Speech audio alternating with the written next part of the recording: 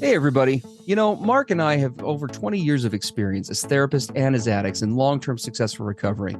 We know better than anyone what works and what doesn't to break out of porn and sex addiction, heal betrayal trauma, and reclaim your relationship. And we've poured all of our personal and professional recovery and healing experience into a first of its kind program for addicts, spouses, and couples. We call it Dare to Connect. At least 4 times every week, we engage with you in real time, in the trenches, giving you the knowledge and the tools to take back your life and relationship. Whatever else you've done on your journey for healing and recovery, you've never done anything like this. Mark and I, we've made all the mistakes, so you don't have to. Don't reinvent the wheel. We all know tomorrow never comes. Look, don't wait one more day to change. Claim your free 2-week trial today at daretoconnectnow.com.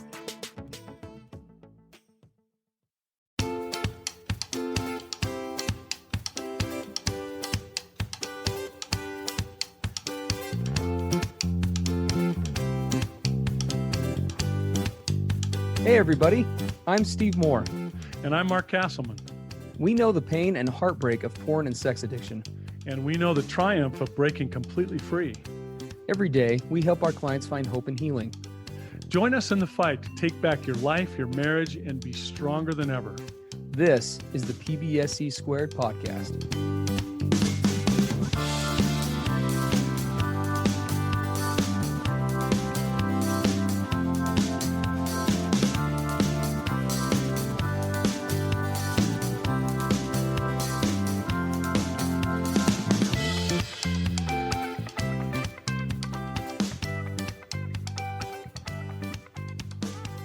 So today we are in, what are we in? Part three of the betrayal trauma discussion we've been having. And today we're going to talk about something I had a really tough time with early in my recovery. So my wife and I started to engage in this process of not only looking at my recovery from addiction, but also really importantly, her healing process from betrayal trauma. As we talked about last time, a lot of the time it's all hands on deck, full focus on the addict, right? Yeah. His recovery and everything going on. And too often the wife can get neglected or almost ignored. And so we've been focusing on this concept of looking at her betrayal trauma and her healing process and all the things that go into that. So a critical part of that has to be part of this discussion is the principle of boundaries. How does she start to set healthy boundaries in the relationship? And I have to tell you, I remember back to that, and it was really tough because I'm thinking, wait a second, what are you talking about? Boundaries? You mean all the things that I can't do suddenly? And you have to understand, I was raised in a home where I observed my mom and different stepdads. There was no boundaries. So I had no mentoring and no example of how to set boundaries. It was all this passive aggressive stuff. Nobody ever said what they meant. No one ever expressed their needs. And so they basically just went around doing all these little acts of sabotage and smile, but then stab them in the back, behind the scenes later. Yep. So I was taught all the dysfunctional ways that you go forward in a relationship. So now all of a sudden my wife's learning, well, there's this thing called healthy boundaries. And of course my reaction is, well, wait a second, what are you talking about? Boundaries? There's no boundaries. Don't we just sort of take this as it comes each day and work it out the best we can? So as guys are hearing this about, oh, great, Mark and Steve are going to tell my wife about all the boundaries she's going to set up now. Well, let me say up front that one of the things that's really important for us as guys is give us the end result up front. So if you can give me the end goal, the end vision, where's this all headed? And let me see the end from the beginning so that I know that this pain is going to be worth it. Yeah. So as I think about boundaries, if we want to have a really healthy, and you and I talk, Steve, a lot about intimacy. Into me, you see. Into you, I see. Right? We're vulnerable. We're transparent. What's the raw, the real, the closeness, the honesty, all of these amazing things that we want to have in a relationship. None of that is possible unless we start to establish boundaries. What are the clear, understandings, the clear expectations. How do we begin to express our needs with regards to things that we may not be comfortable with? How do we start to, right? Everything has to have Yeah. boundaries. Properties have fences, right? Mm-hmm. Companies have guidelines. Everything that you see around you has some sort of boundary to it. And yet, in relationships, we can tend to throw that out and not pay attention to it. And so it becomes something with no boundaries, no limits, no fences, no guidelines, no principles. And then we wonder why those relationships can be so dysfunctional. Mm-hmm. So I came from an upbringing where I knew nothing about boundaries between a husband and a wife. Now my wife is learning all these healthy ways to set boundaries, and I have to tell you, my my ego addict brain kind of freaked out. Yeah. Well, so Yeah. what's this going to be like? Mm. This isn't going to be like things have been in the past. I can only imagine what's going to happen now as we go forward. Yeah. But I got to tell you, today, because we've practiced for years with this thing called boundaries, and this might surprise some guys, but I have to tell you, I am so glad that my wife held her ground, that she, Mm-hmm. many times in an uncomfortable way, a way that was not comfortable for her, she got tough and she set boundaries and then she held them. Because I'm going to tell you guys, when our wives set boundaries, we're going to test them. We're going to see if she really means it. Yeah, she's learning about all these boundaries, but she'll get over it. She'll give in. She'll waffle, and I'll just start testing this fence, just like kids do. As soon as you set boundaries, they start testing them immediately. And I did that. I'm going to admit that I did that. And bless her heart, she held tough, man, and it was not comfortable for her. I can tell you, looking back, it was pretty excruciating, because she also grew up in a home where boundaries were not a part of what she observed. But it's worth it. Our relationship and our closeness and what we share today with each other would never have been possible without boundaries. And the reason boundaries are so important is because they establish this wonderful, amazing, critical factor in a healthy marriage called safety. Boundaries create safety. Fences create safety. And without them, you can't enjoy safety. And without safety, you can't have closeness and intimacy. You can't let your whole self go and be your whole raw, honest, open self if you don't feel safe. Yeah.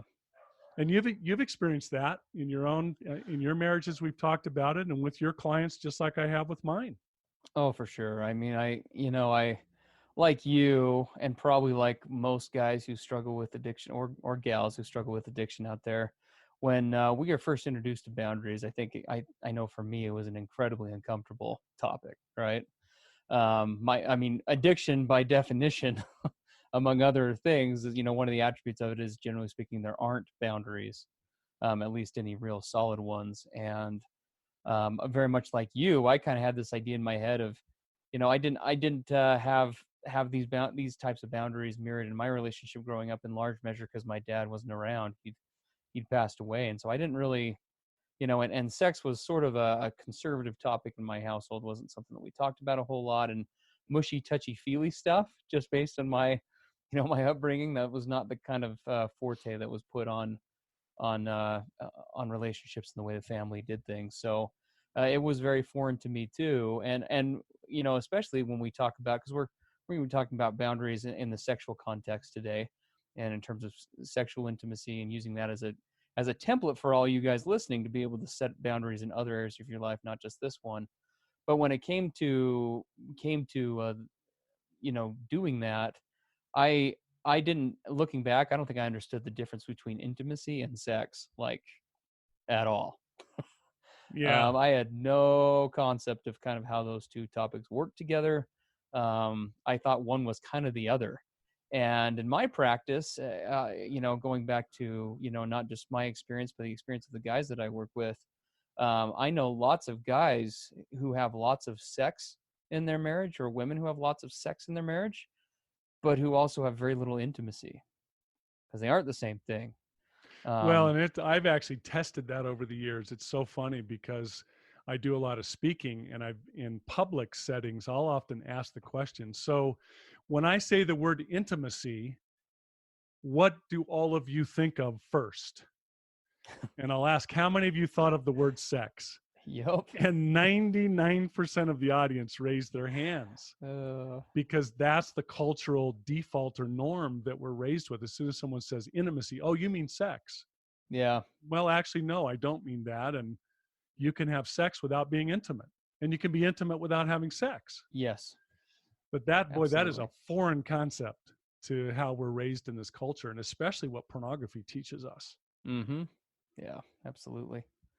Absolutely. So I think one of the things that we're going to be talking about as we go through this today is not just how to set these boundaries, but also Mark and I are going to draw on our own experiences about what resistance to boundaries looks like, Yeah. how that plays out. Right. Mark already mentioned one about kind of his resistance. I mean, I think most of us guys, we tend to maybe should we just talk about this for a second since we're going to be jumping into this. Yeah, sure. Um, Let's do it. Probably a good way to look at it is you gotta remember when you're dealing with somebody who's struggling with an addiction. In this case, we're referencing that as the guy in the relationship, although that's not always the case. For for your typical addict, whether it's a sex addict or any other form of addict for that matter, among other things, we have used our drug, in this case sex, as a way to numb out, cope with, and medicate stuff away. So it kind of becomes our upper and our downer, to use drug lingo. It's the way that we get excited about things, and it's the way that we relieve stress from things. And so we're constantly using it to medicate and manage. Addicts generally have a very low level of self-esteem when you get honest with them. They don't do well in terms of looking inward. It's one of the reasons, like we talked about a couple of podcasts ago, why guys are so resistant to journaling, is because it means it's all about looking inside and looking at what's going on inside of you. And when you're talking about boundaries and in the sexual realm, um, between the pornography and the damage that's done to a guy about the norms, quote unquote, of sex, and coupled with the fact that the guy has used sex to maintain kind of a healthy, well, not healthy, to maintain his mood or to regulate his mood or how he's feeling. When you start to threaten that in any way, that is scary territory for an addict, because again, for an addict, more in more ways than they realize, so much of the relationship is based in the quality of the sexual component. And when you start to even push up against that, it brings up a lot of things, ranging from fear to resentment to them having to, because they're having to, among other things, it's this prospect of having to face life, right, without these other things going on. So we're going to talk about that as we go through today. And that's why we're going to, frankly, if we're being honest, that's why we're using sex as an example of how to set boundaries, because chances are, for you guys who are listening, this is probably going to be one of the most volatile areas in terms of setting boundaries. So if you can do a good job of it here, the other areas, for the most part, tend to be easier. So, Well, let me do a little neuroscience insertion right there. Why does the addict brain freak out whenever this issue of boundaries comes up? And it's really, if you think of that part of the brain as the survival mechanism within us, and if I grow up in a culture where I learn that these sexual outlets are a place for me to escape to cope with life, to handle my stress, to deal with things when I'm either bored or isolated or whatever it is, mm-hmm. whatever thing that's uncomfortable in my life, and now sex becomes my drug of choice to self-medicate. Yeah. Now someone, let's say my wife, comes to me and says, "Oh, by the way, I'm about to set boundaries on your use of your favorite medication." And the survival brain says, "Excuse me? You're about to do what?" And so don't be surprised as we talk about this and your wife actually starts to set boundaries, that part of your brain is freaking out. And Mm, you may have some emotional reactions to this that even surprise you. yes. Maybe some anger outbursts, maybe you shut down and go silent, you're resentful, you're moody. How dare she? It's Yeah. because you're threatening the very survival mechanism that your brain has learned. It's its go-to place when life gets unmanageable. And Yep. now you're saying, nope, boundaries on that. Sorry. So it's a natural response from that part of the brain. Absolutely. Well, and we're talking about this vision piece, right? And so maybe this is a good time to kind of mention this. I'll have guys come into my office frequently when when I start setting boundaries with their wife, their wife's coming in for help with the betrayal trauma and whatnot, and we start making progress. Oftentimes, I will hear from the husbands, and not too long after that, usually in kind of a scared and or confrontive sort of a way, and they will come to me and say more or less, "Hey, thanks a lot. I'm glad I'm paying you all this money so you can teach my wife not to have sex with me. That's great. Yeah. Appreciate that." Yeah, that's great. Thanks, thanks, Steve. That is money well spent. And what I will oftentimes have to do with them is kind of paint the vision that we're going to talk about right now. What I will do with a guy who is struggling with that, because I think it's normal to think that, right? On the outset, oftentimes boundaries can look like punishments. But Yes. the thing of it is that you have to remember, if that boundaries are set from that right place, if they're set from that place of what we talked about last time, which is from that place of my own authentic self and making sure my needs are met, it has nothing to do with controlling or changing the behavior of another person when you set good boundaries. It has everything to do with putting up a fence, if you will, to keep yourself safe, right, at a baseline level. And so even though those may look like, on the surface to a lot of guys, they may look like punishments. If we set those boundaries in the right way, they definitely aren't going to be. So if we give kind of that classic example, right, around how this works. So Well, and Mark, I want to go say ahead, something really quick. please go ahead. It's crazy because we're going to be talking about what appears to be a paradox. Mm-hmm. If you Mm-hmm. set boundaries, which at first you see as restrictive, what we promise you is that in the setting of boundaries, you're actually going to see your relationship become expansive. It's Yes, going to become yes. bigger and more joyful and more sexual and arousing in all kinds of healthy ways that weren't possible when you did not have the boundaries. It seems like a contradiction, but it really isn't. The better boundaries you set, the more expansive and complete and whole the relationship can become. Yeah.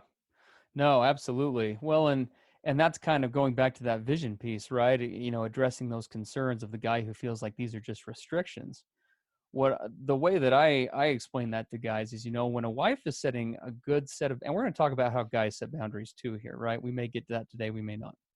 Um, this segment of the podcast, Betrayal, we're on part 3, and we could probably have like part 15. So we're gonna just see how that goes today, if we how far we get. But in that context, oftentimes what a guy needs to be what he needs explained to him is the fact that the big picture of boundaries isn't just about the don'ts, right? That's what we always think of when people set boundaries, when people talk about it, because it's popular lingo out there, right, outside the counseling office.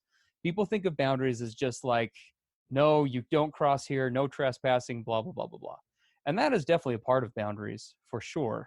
But the bigger component to boundaries, like for example in this sexual context for a guy, it's important that you guys understand that your wife is actually doing the most loving thing that she can, because what she's doing is she's learning how to express and set uh, what boundaries, let's not find another word for it, right? What fences need to be set up or what rules need to be in place so that she can really show up and be present in the relationship the way that you're looking for. I mean, even with the guys that with guys that I work with who are very, very deep into the addiction, when I will explore with them kind of what are you looking for out of, your sexual activity, or what are you looking for from that relationship?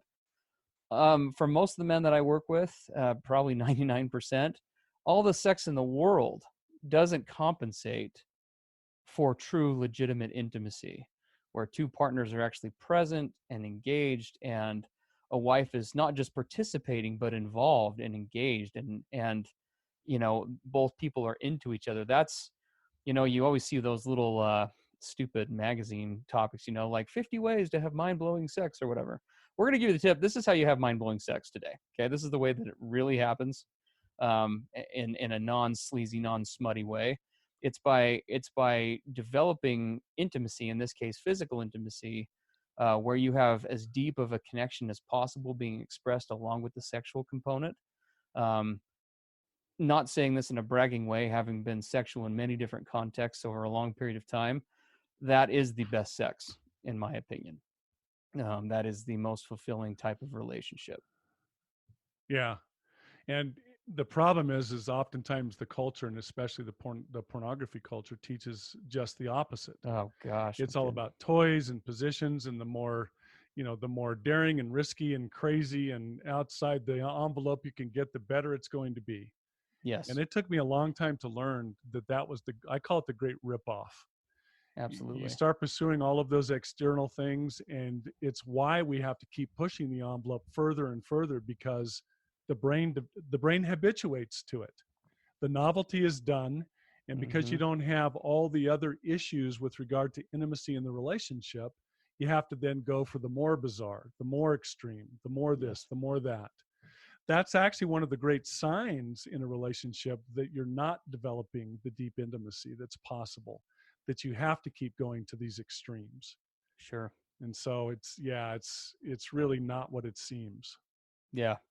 No, absolutely. I'm glad you said that. And if we were to kind of, so let's shift here a little bit. Let's kind of talk about. I kind of got us off track. I apologize, but let's go back to our sort of classic scenario, right? Wife comes to a spouse after setting some boundaries. So say she comes in and works with me in my office or in Mark's office, and we start talking about sexual safety.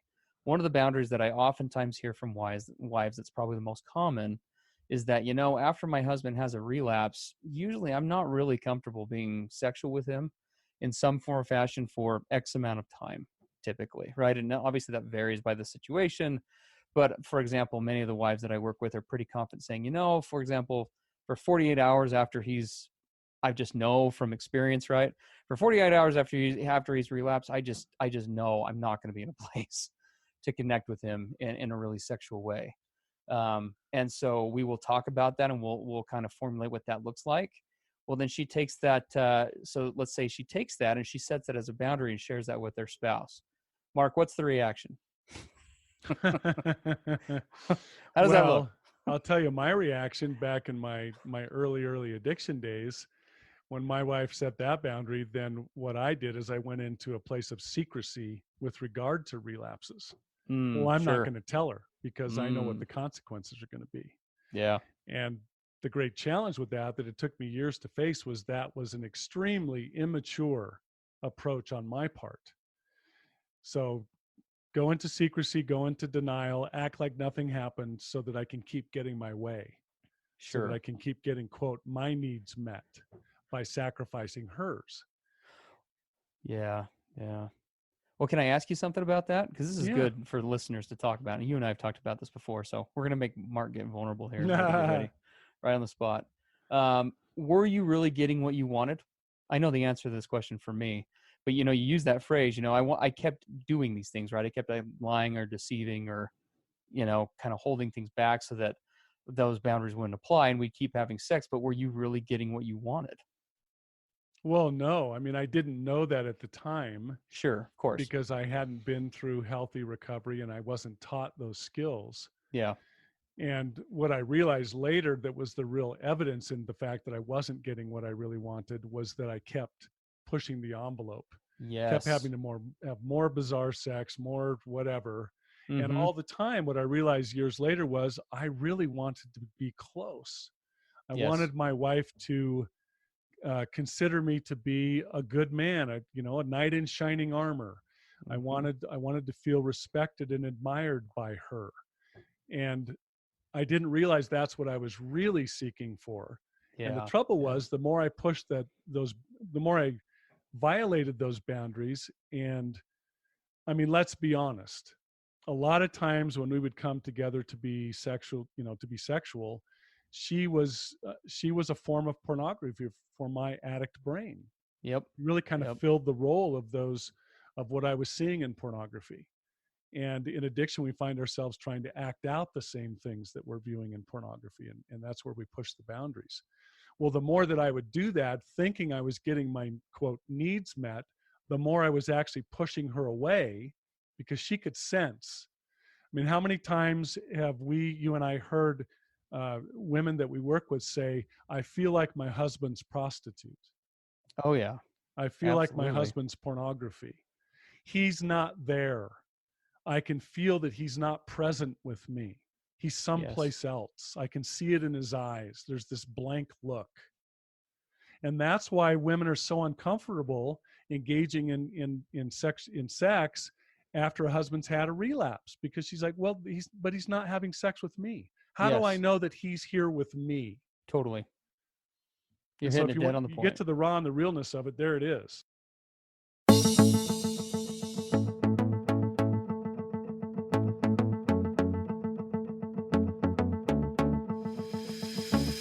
Hey everybody, Mark and Steve here. Are you looking to take your recovery and your marriage to the next level? We work with individuals and couples one-on-one. With both in-person and online therapy options, you have access to the experts anytime, anywhere. To learn more, visit us at pbscpodcast.com.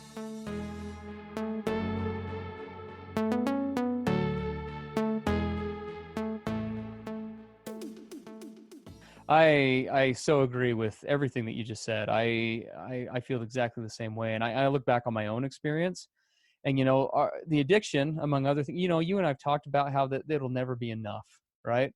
And I don't know if we've actually said that on the podcast at this point, but that's one of the attributes of knowing that that addiction might be present when you're talking about questioning, am I an addict? Am I not?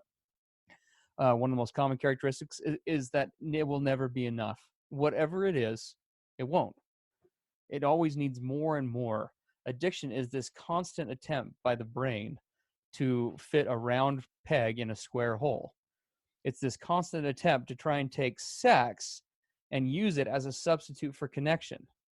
And every time you try to plug that in, it's always temporary, it never lasts, and it ends up being hollow all by itself.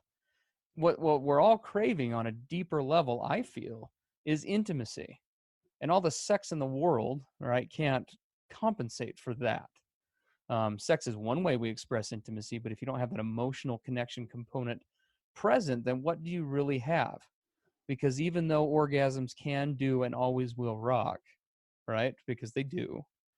At the end of the day, does that bring real happiness? It brings that pleasure component, but it doesn't bring that real happiness. It's the connection piece that does. And that's the beautiful thing about boundaries that I want to share with you guys, is speaking as one addict to another, Mark and me, talking to you guys, is that even though right now these, having boundaries may, quote, not be the droids you're looking for, unquote, they really are deep down in 99% of cases what you've been craving all along. Because your wife taking the time to set these boundaries and be vulnerable with you is the beginning of you guys having a greater level of intimacy than you've had it in at least a while, maybe ever. Kind of depends on the relationship. And it's scary because there's a lot of uncertainty to it, and there's a lot of change. Going back to us addicts, right? We rely heavily on our environment for homeostasis, right? Just a fancy term for we rely on our environment to kind of feel normal. And when somebody starts to shake up that reality, I mean, nobody likes getting uncomfortable, but addicts are especially kind of easily, their boat is easily rocked by those kinds of things. But if you can trust this process with a good therapist, with somebody who knows what they're doing, and if it's done right, this can lead to that sexual relationship that deep down you've always wanted. So that's kind Yeah, of the and vision one that of the I've got. things I'm grateful for all these years later is, if my wife had not set those boundaries, especially with regard to our sexual relationship, I would never have been, I'm not sure if forced is the right word, maybe forced is the right word, to really confront the deeper issues that were underneath my addiction. We talk about addiction being a symptom, and it's the deep core issues that are driving that addiction is where the place of healing and recovery reside. If Yes. my wife had kept our sexual relationship just as it was, because she didn't want to confront me, it was difficult, I was moody, just all the things that makes it really difficult and painful for her, if she hadn't had the courage to set and hold those boundaries, I would never have been forced to face my deeper issues. And I'll Yes. guarantee to you that I would be today, not where I was, I would be worse off, because I would have continued in my downward spiral. But thank goodness she had the courage and the wisdom to hold those boundaries, even though it was tough at first. Because that caused me to, well, I can't run to my drug. I can't just go escape this stuff because she's not having sex with me right now. She's got a boundary. Crap, I got to face my issues. Okay, let's face my issues.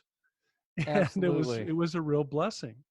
Absolutely. Well, and when we talk about these boundaries, right, it's not just around the one that we've kind of been talking about, right, where it's like, how long after a relapse do you not have sex? We can talk more in depth about that another time, like answering that specific question. But this expands into all sorts of other areas, right? What we're really talking about, if we're discussing boundaries in the sexual realm, is everything from that, but all the way up to what people are comfortable with and uncomfortable with, right?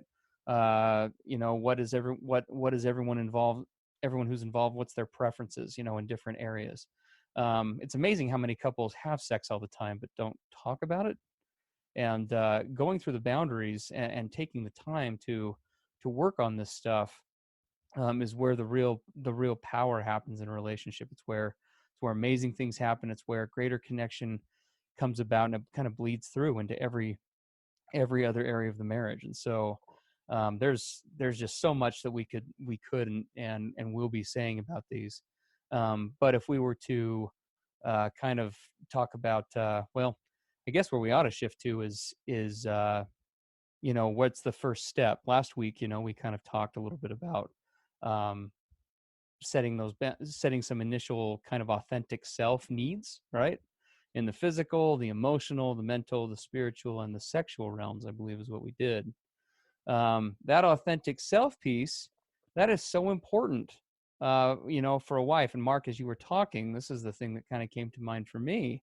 As I've worked with wives over the years, I have observed two things about a wife who acts inauthentically when it comes to sex, because that happens a lot. It's a common pitfall for the women that I work with. Wives whose husbands go out of town, for example, on business trips or whatever the case is, will feel a pressure to. I had a wife call it, quote unquote, sex him up before. I think I may have mentioned on the last podcast, before a trip, or there are other forms that may take. But what I have seen time and again with my clients is inevitably a wife will end up resenting herself, and she will end up resenting her partner sooner or later because of that. And so even though, guys, this is scary, allowing your wife to begin taking these steps, and then you also developing these boundaries too, we're going to be talking about that as well in upcoming episodes, is what's going to allow both of you to really show up the way you're both looking to. Yeah, that's very true. It's funny, you said we don't often as couples talk authentically and deeply about our sexual relationship. Mm-hmm. If you stop and think about that, it's one of the great paradoxes, the great ironies of relationships. Well, wait a second. We're getting naked. We're getting as close as you can get physically, and we're gauging his behavior, but we can't talk about it. Sure. You just don't talk about that. And really that comes out of usually the cultures that we were raised in, that really went on for generations. For sure. And my wife and I had that challenge, absolutely, for sure. It just wasn't something that you talked about. In fact, I'll get really vulnerable and raw. One of the things I had a lot of trouble with early in my marriage with our sexual relationship was I couldn't talk during sex. You don't talk. Sure. You're not going to carry on a conversation. Yeah. And the craziest thing is if my wife would laugh. It was just deeply offensive to me. Like, right? You feel inadequate. You feel ridiculous. You're like, how dare you laugh or say something joking or do anything like this? Is serious stuff, right? We're having sex. And that has evolved so much for us over the years, where the more boundaries we've honored and the more that we've become healthy, it's just the greatest place. I mean, laughter, joking, conversation, it's all part. If you're really going to call it intimacy and closeness, how can those things possibly be out of bounds? It makes no sense whatsoever. So true. Well, and that intimacy piece, right? I mean, the reason why I'm chuckling is because I have had those exact same thoughts. It sounded like you were just, see, Mark and I didn't talk about this before the episode. This is just kind of on the spot, but I've thought those same things, both with the talking. It felt really awkward. And then also I felt the same way. I was so insecure. The minute where there was any sort of chuckle, it was like, oh, it must be something I'm doing or not doing or whatever, it must be something on my end. Right. when it's supposed to be an enjoyable, fun experience. And being able to connect and talk about this kind of stuff, as you can see, can help you avoid a lot of those pitfalls. In terms of how you guys interact. I mean, the couples that once in a while talk about, okay, so we want to have sex today. Why? Even though that doesn't sound like super romantic, like something somebody would be super enthused to do. Not that that should happen every time per se, but the couples who have those kind of conversations and check in and kind of evaluate, where's the relationship headed, be it in this area or other areas. Those are the relationships that you have the best relationships in. So Yeah. I love that. That's so true. Well, and Uh, just different things, just different taboos that we work up in our minds. Like, mm-hmm. well, I can't possibly ask my spouse to have sex. It has Yes. to be spontaneous. If she doesn't pursue me, then there's something wrong with this. I could never express my needs. Uh-huh. Just Absolutely. all of these things that have come into the relationship. You're like, where did that come from? Who says? Sure. Like, right? It's just crazy the things that I've realized over the years. It's like, I cannot believe I thought that. Who established that rule with regard to Totally. sex? Totally.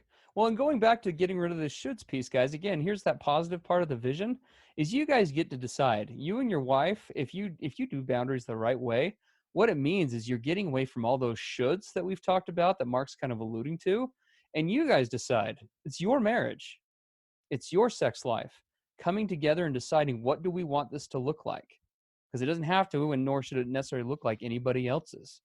You get to decide that. You get to create that vision and explore it with each other over time. I mean, it's a really beautiful, amazing thing when you think about it. Well, and I think that kind of goes along the lines of what we were going to introduce as the assignment in this Yes. podcast. We always try to end with something to go do so that it's not just a bunch of talking.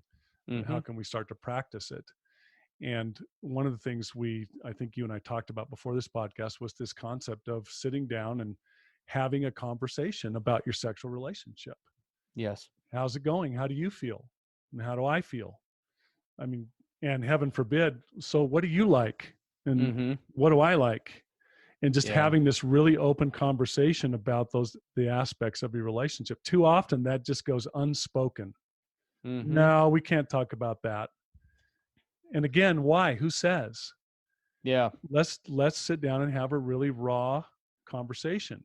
Now, going back to the beginning of this podcast, I can't have that conversation with my wife unless we have first established at least some basic boundaries, because one or both of us is not going to be willing to get that deep and that raw and transparent if we don't feel safe. Absolutely. If you're going to punish me later for me expressing this honest thing about what I feel about our sexual life, I'm not going to express it. We're never going to get to that raw, peel back the layers place because I don't feel safe. Yeah. Yeah. No, I agree with you. It's well, and yeah, I wish there was more I could add to that. I think what you're saying is so true and is needed. There's got to be, I guess the only thing that I would maybe add to that is if you're going to be, in order to have, and this just applies to any assignment we give you guys, right, as a couple, but if you're going to have an intelligent conversation about anything, the conversation needs to start with yourself.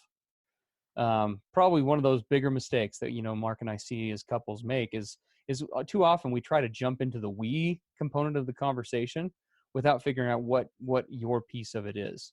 And it's too easy around certain topics like this, like Mark said, topics like sex are emotionally charged for all sorts of reasons, ranging from the trauma to other things, for couples to really navigate that just kind of on the fly together without each one figuring out, what are my needs, right?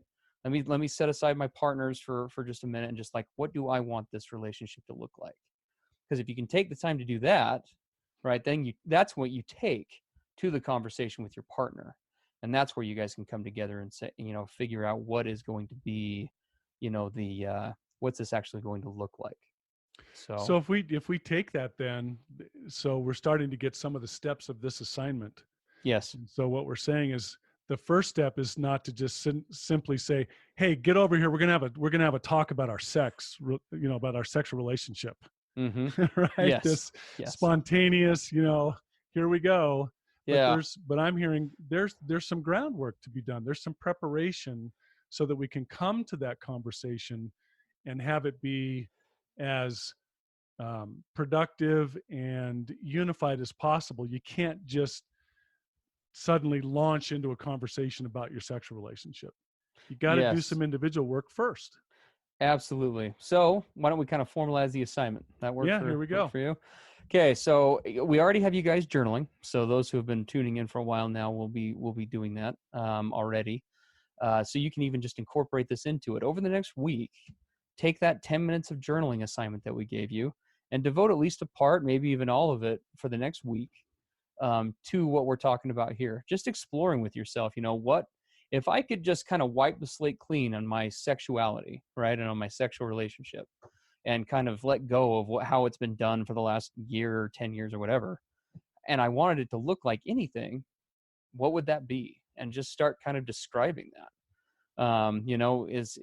In terms of everything from frequency to what you'd like to be involved, to what you wouldn't like to be involved, to what you're comfortable with, to what you're not. I mean, there is no right or wrong to it, but just figuring out, what is my truth in this area so that you can take it to a partner and share with them they've done the same thing. And then you can actually meet in the middle and figure out what works for the both of you, as opposed to somebody not having their needs met. Because like we talked about, worst thing that can happen here is if somebody feels like the relationship's becoming one-sided, right? Either in the sexual realm or in other realms. And good boundary setting is going to be going to do that. But that's kind of the first precursor, is just to take that next week and do that, and then try setting up a conversation between the two of you, right? Did we already give check-ins as an assignment, Mark? I seems like in an earlier episode maybe we did, I but we thought should we probably did. revisit it. Yeah, I thought we did. We'll just for 2 seconds. If we did, then wonderful. We'll talk about it more another day. But if not, we'll start you off on a really simple form. Or if you guys haven't listened to that episode yet, at the end of this week, have what we call a couples check-in with each other. Both bring your lists or your journals together. Set it up in advance so it's not just kind of willy-nilly. Make sure that you've got time to do this either after the kids have gone to bed or alone, and sit down and just start exploring with each other each of your realities. It's not even a place to necessarily decide what you're going to do, but spend some time just sharing and listening to each other about what you'd kind of like to see, how you'd like it to change, what do you guys really like about what's happening now, what things would you like to alter or whatever. I think that's a great place to start. Yeah. And one caution, because this is going to happen.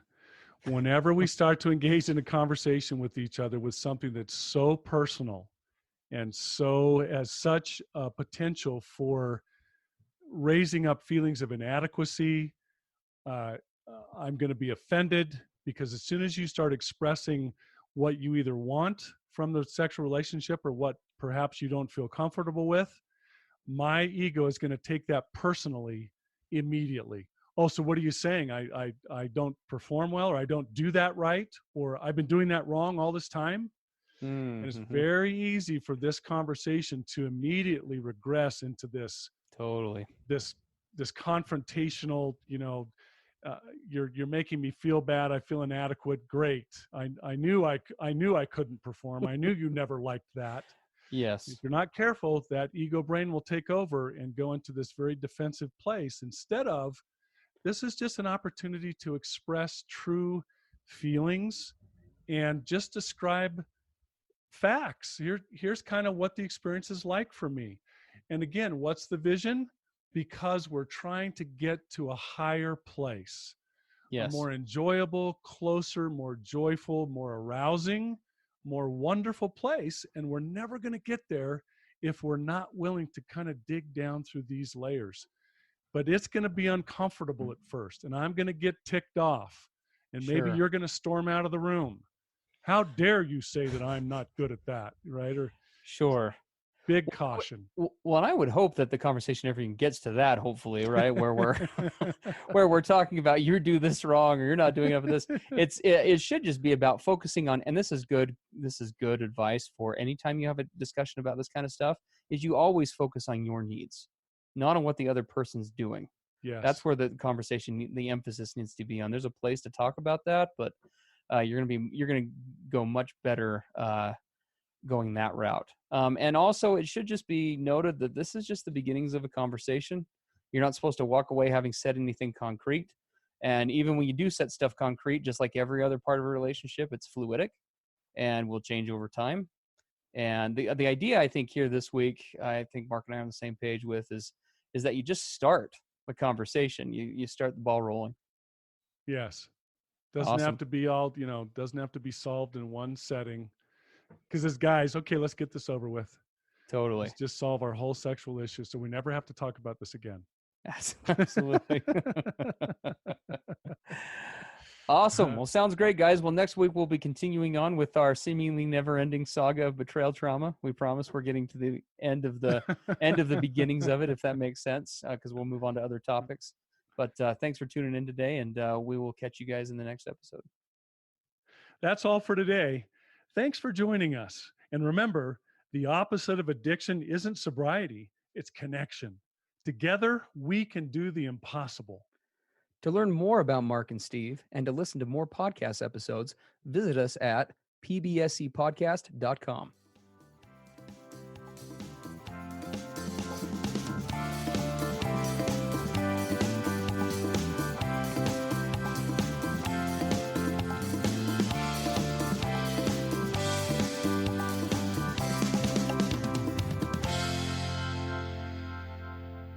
Everything expressed on the PBSC podcast are the opinions of the hosts and the participants and is for informational and educational purposes only. This podcast should not be considered mental health therapy or as a substitute thereof. It is strongly recommended that you seek out the clinical guidance of an individual qualified mental health professional. If you're experiencing thoughts of suicide, self-harm, or a desire to harm others, please dial 911 or go to your nearest emergency room.